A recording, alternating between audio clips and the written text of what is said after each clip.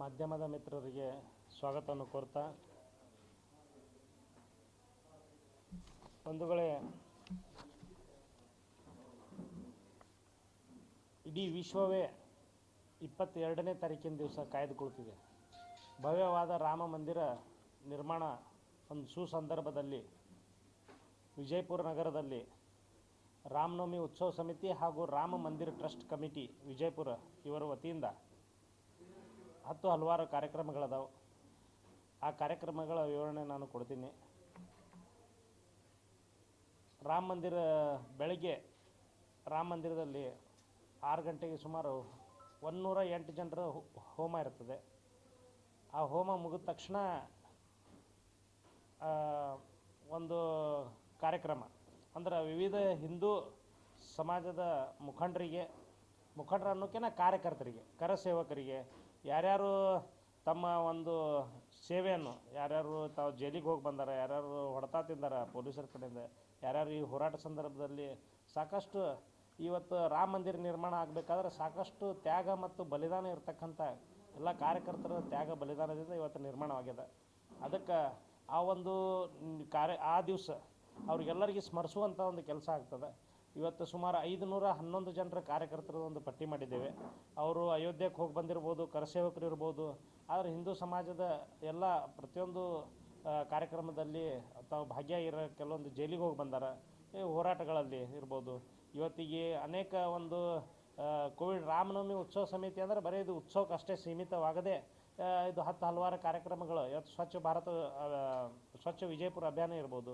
ಇವತ್ತು ಅನೇಕ ಇವತ್ತು ಕೋವಿಡ್ ಸಂದರ್ಭದಲ್ಲಿ ಸುಮಾರು ಒಂದು 100 ಶವ ಸಂಸ್ಕಾರ ಮಾಡಿರ್ತಕ್ಕಂಥ ಒಂದು ಶ್ರೇಯ ನಮ್ಮ ಎಲ್ಲ ಕಾರ್ಯಕರ್ತರಿಗೆ ಹೋಗ್ತದೆ.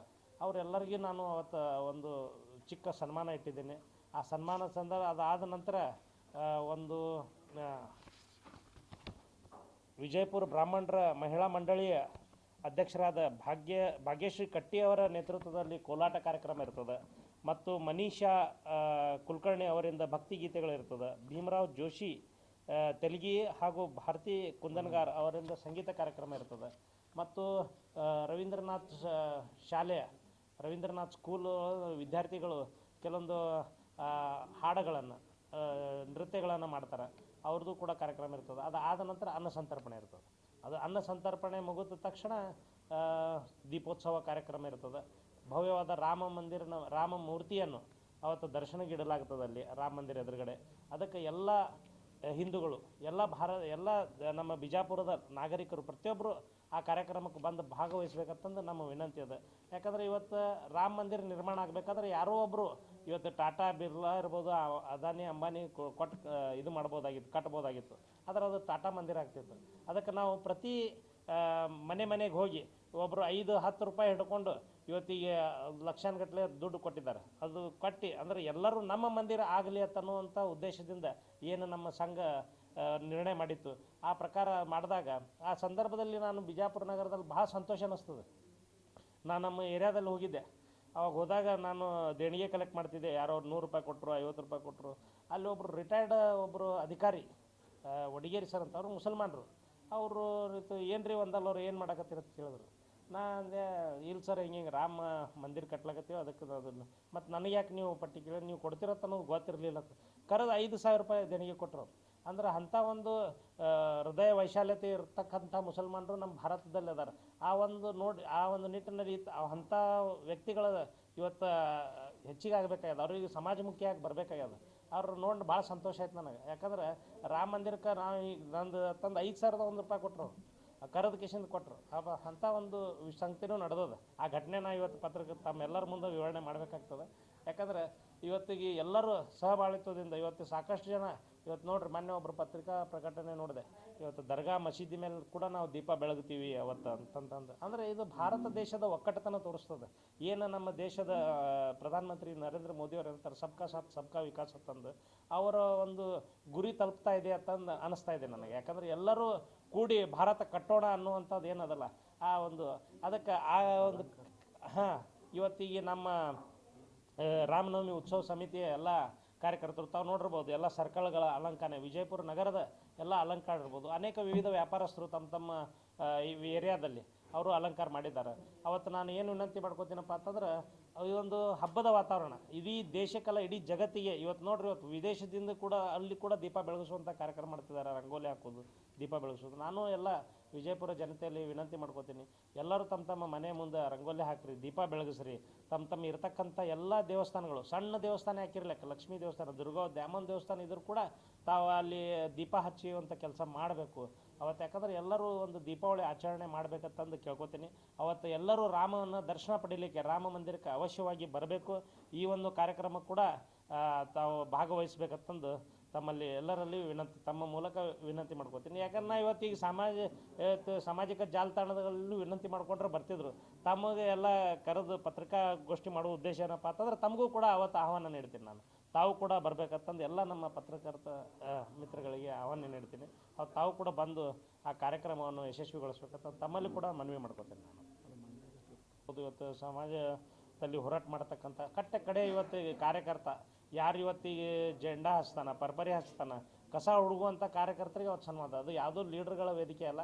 ಆದರೂ ಈಗ ನೋಡಿರಿ, ಸಾಕಷ್ಟು ಜನ ಅವಾಗ ನನ್ನ ಜೊತೆ ಸುಮಾರು ಒಂದು 26-27 ವರ್ಷ ಆಯಿತು. ನಾನು ವಿಶ್ವ ಹಿಂದೂ ಪರಿಷತ್ ಬಜರಂಗ ದಳದಲ್ಲಿದ್ದಾಗ ಅವತ್ತು ಸಂಘಟನೆ ಒಳಗಿದ್ವಿ. ಅವತ್ತು ಕಾಂಗ್ರೆಸ್, JDS ಸಾಕಷ್ಟು ಬೇರೆ ಬೇರೆ ಪಕ್ಷಗಳು ಹೋಗ್ಯಾರ. ಆದರೂ ಕೂಡ ಅವ್ರಿಗೆ ಕರೆದು ನಾವು ಸನ್ಮಾನ ಮಾಡ್ತೀವಿ. ಯಾಕಂದರೆ ಇಲ್ಲಿ ಭಾರತ ದೇಶ ಅಂದ ಬಳಕ ಎಲ್ಲ ಪಕ್ಷ ಜಾತಿ ಭೇದ ಮರೆತು ಎಲ್ಲರೂ ಒಂದಾಗಿ ಇವತ್ತು ಹಿಂದೂ ಇವತ್ತು ಕಾರ್ಯಕ್ರಮ, ಇವತ್ತು ರಾಮ ಮಂದಿರ ಉದ್ಘಾಟನೆ ಅದಂದ್ರೆ ಎಲ್ಲರೂ ಒಂದಾಗಿ ಬರ್ಬೇಕಂತಂದು ಆ ನಿಟ್ಟಿನಲ್ಲಿ ಎಟ್ಟರಿಗೆ ಒಕ್ಕಟ್ಟಾಗಿ ಸೇರಿಸ್ತಾ ಇದ್ದೀವಿ. ಇವತ್ತು ಅವರು ಬೇರೆ ಬೇರೆ ಪಕ್ಷದವರು ಇರ್ಬೋದು, ಇವತ್ತು ಅವರಿಗೆ ಒಂದು ಭವ್ಯವಾದ ರಾಮ ಮಂದಿರವನ್ನು ಅವರಿಗೆ ಒಂದು ಕೊಡ್ತಾ ಇದ್ದೀವಿ. ಯಾಕಂದ್ರೆ ಅವರ ಹೋರಾಟದ ಪರಿಶ್ರಮದಿಂದಲೇ ಇವತ್ತಿಗೆ ನಾವು ರಾಮ ಮಂದಿರ ಕಟ್ಲಿಕ್ಕೆ ಅವಕಾಶ ಸಿಕ್ಕ್ಯದ. ಅದಕ್ಕೆ ಆ ಒಂದು ಸಣ್ಣ ಹೋರಾಟ, ಇವತ್ತು ಕೆಲವೊಂದು ಜನ ಅಯೋಧ್ಯೆಗೆ ಹೋಗ್ಲಿಕ್ಕಾಗ್ಯದ, ಕರಸೇವೆ ಮಾಡೋಕ್ಕೆ ಸಾಧ್ಯ ಅದ, ಕೆಲವೊಬ್ರು ಮಾಡಿಲ್ಲ. ಆದರೆ ಬಿಜಾಪುರದಲ್ಲಿ ಇದ್ದುಕೊಂಡು ಹೋರಾಟ ಮಾಡಿರೋ ಅಂಥವ್ರಿಗೂ ಕೂಡ ನಾನು ಅವತ್ತು ಸ್ವಲ್ಪ ಅದರ ನಾಯಕರ ವೇದಿಕೆ ಅಲ್ಲ, ಅವತ್ತು ಸ್ವಾಮೀಜಿಗಳು ಬರ್ತಾರೆ. ನಮ್ಮ ಹುಲಜಂತಿ ಮಾಳಿಗರಾಯ ಮುತ್ಯಾರು ಇರ್ಬೋದು, ನಮ್ಮ ಬುರ್ಣಾಪುರ ಯೋಗೇಶ್ವರಿ ಮಾತಾ ಇರ್ಬೋದು, ಮತ್ತು ಮನ್ಗುಳಿ ಸಂಗನಬಸವ ಸ್ವಾಮಿಗಳು ಇರ್ಬೋದು. ಅವರು ಅನೇಕ ಸ್ವಾಮೀಜಿಯವರು ಬರ್ತಾರೆ, ಅನೇಕ ಗಣ್ಯರು ಬರ್ತಾರೆ. ಅವತ್ತು ಕಾರ್ಯಕರ್ತರ ವೇದಿಕೆ, ಅವತ್ತಿಗೆ ಕಾರ್ಯಕರ್ತರಿಗೆ ಸನ್ಮಾನ ಮಾಡುವಂಥ ವೇದಿಕೆ. ಯಾರು ಎಂಥ ಕಾರ್ಯಕರ್ತಪ್ಪ ಅಂತಂದ್ರೆ ಇವತ್ತು ಈ ಪ್ರತಿಯೊಂದು ಹೋರಾಟದಲ್ಲಿ ಮುಂಚೂಣಿಯಲ್ಲಿ ಇರ್ತಕ್ಕಂಥ ಕಾರ್ಯಕರ್ತರಿಗೆ ಗುರುತಾ ಹಿಡಿದು ಅವತ್ತು ಅವ್ರಿಗೆ ಗುರುತಿಸಿ ಅವತ್ತಿಗೆ ಸನ್ಮಾನ ಮಾಡೋದು. ಒಂದು ಸನ್ಮಾನ ಹೆಂಗೆ ಮಾಡೋದು ಅಂತಂದ್ರೆ ಅವ್ರಿಗೊಂದು ಚಿಕ್ಕ ರಾಮ ಮಂದಿರ, ಏನು ಕಟ್ಟಿಗೆದಿಂದ ಮಾಡಿರ್ತಕ್ಕಂಥ ರಾಮ ಮಂದಿರವನ್ನು ಪ್ರತಿಯೊಬ್ಬರಿಗೆ ನಾವು ಅವತ್ತು ಕೊಡುವಂಥ ಒಂದು ನಿರ್ಣಯ ಮಾಡಿದ್ದೇವೆ. ಆದ ಕಾರಣದಿಂದ ಒಂದು ಅದ್ಭುತ ಕಾರ್ಯಕ್ರಮ ಆಗ್ತದೆ ಅವತ್ತು. ಎಲ್ಲರೂ ಒಂದು ಹಬ್ಬದ ವಾತಾವರಣ ಇರೋದರಿಂದ ತಾವೆಲ್ಲರೂ ಅದಕ್ಕೆ ತಮ್ಮ ಮನೆಯಲ್ಲಿ ಆಚರಣೆ ಮಾಡಿರಿ, ರಾಮ ಮಂದಿರಕ್ಕೂ ಬಂದು ಭೇಟಿ ನೀಡ್ರಿ ಅಂತಂದು ತಮ್ಮ ಮೂಲಕ ಎಲ್ಲರಲ್ಲಿ ಕೇಳ್ಕೊಳ್ತೀನಿ. ಎಲ್ಲ ಮಾಧ್ಯಮ ಸ್ನೇಹಿತರಿಗೆ ರಾಮನವಮಿ ಉತ್ಸವ ಸಮಿತಿ ವಿಜಯಪುರ ವತಿಯಿಂದ ತುಂಬ ಹೃದಯದ ಸ್ವಾಗತವನ್ನು ಬಯಸ್ತೀವಿ. ಇವತ್ತು ಪತ್ರಿಕಾಗೋಷ್ಠಿಯನ್ನು ಉದ್ದೇಶಿಸಿ ಉಮೇಶ್ ವಂದಾಲ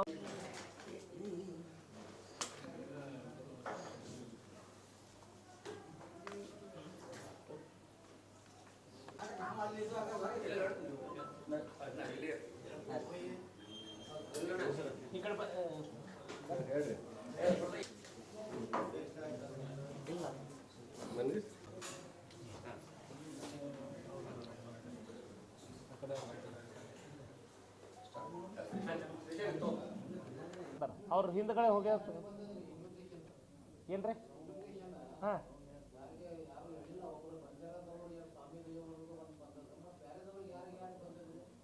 ಸರ್, ಇನ್ವಿಟೇಷನ್ ಅವರು ಯಾರಲ್ಲಿ ಹೋಗ್ಲಕ್ಕೆ ಸಾಧ್ಯ ಇಲ್ಲಲ್ರಿ. ಹಾಂ ಹಾಂ ನನಗೆ ಅಷ್ಟು ಮಾಹಿತಿ ಇಲ್ಲ. ಕೊಟ್ಟವ್ರು ಅವರು ನಮಗೆ ಮಾಹಿತಿ 511 ಜನ 511 ಜನ